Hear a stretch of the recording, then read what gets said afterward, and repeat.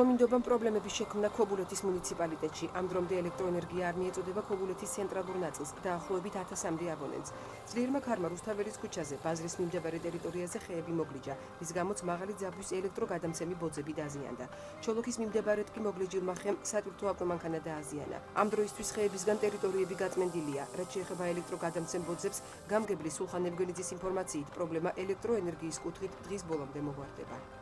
შუქი გაითიშა, ღამის 3 საათი იყოს ქარი, მის შემდეგ შუქი არ მოსულა, არ ვიცი რას ვკვირდებიან და როდის ჩაერთება. 7 წუთი იქნებოდა, რომ ქობულეთს შემოსასვლელად ფიჭვნარის ტერიტორიაზე თურქეთის ტვირთზეც დაეცა ნაძვის ხერა, რომელიც რომ მანქანა სასაჭიროებოდა გზიდან განთავისუფლება.